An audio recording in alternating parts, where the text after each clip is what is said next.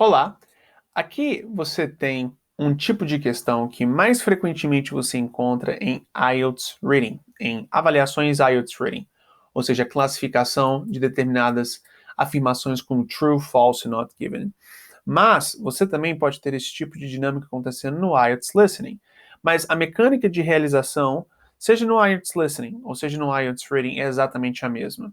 O que você tem aqui são conclusões ou informações específicas que de fato são dadas e você tem que as classificar como verdadeiras, falsas ou não dadas, tomando como referência a informação que foi repassada por você, ou melhor, para você, pelo áudio.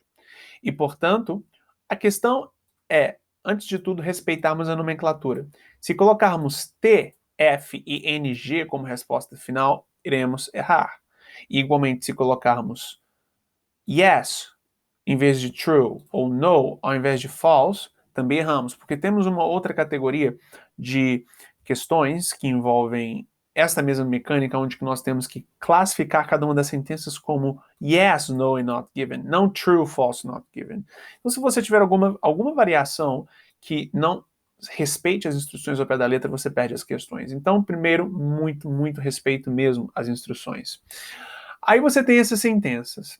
O que é true, definitivamente é óbvio. Por quê? O que a sentença está falando é, com outras palavras, algo que foi mencionado no texto. Desculpe, no áudio. Portanto, bem explícito. Agora, a maior parte das pessoas tem dificuldade na diferenciação entre false e not given. Por quê? Começando pelo not given. O not given, ele ocorre em duas circunstâncias.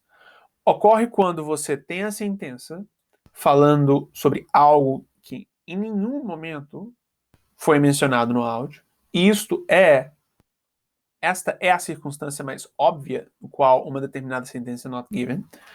E o segundo contexto no qual uma sentença pode ser not given se dá quando você tem a sentença que, de fato, falando sobre algo que foi mencionado no áudio, chegando a uma conclusão que o áudio não chegou, mas também não foi negado no áudio pelo autor do áudio. Nesta circunstância, você percebe que com muita frequência você tem as pessoas classificando a sentença como no, sendo que isto é errado, se não é explicitamente negado ou falando o oposto, a sentença, mesmo que se não totalmente mencionada pelo áudio, é not given. Porque você tem algo sendo no em duas circunstâncias, não é?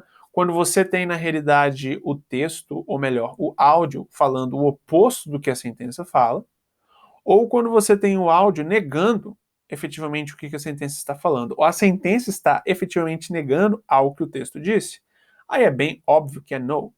Agora, not given se dá quando, como dito, você tem uma sentença que abrange algo que não foi negado, mas também em nenhum momento mencionado pelo autor do áudio, portanto é not given. E na segunda circunstância, que é a menos óbvia, é quando você tem a conclusão, a sentença em si, abrangendo um tópico que foi abrangido pelo áudio, chegando a uma conclusão que o autor não chegou em nenhum momento no seu áudio, mas também você tem em nenhum momento o autor, você não tem em nenhum momento o autor negando também essa conclusão, mesmo com ele não chegando. Por consequência, você não tem como saber efetivamente a opinião da pessoa sobre isso. E por consequência também é not given, não no. Tudo bem? Então, muita atenção neste formato de questão, que, como dito, é mais raro acontecer no exame listening, mas acontece, tudo bem? Tenha uma ótima realização deste listening assignment.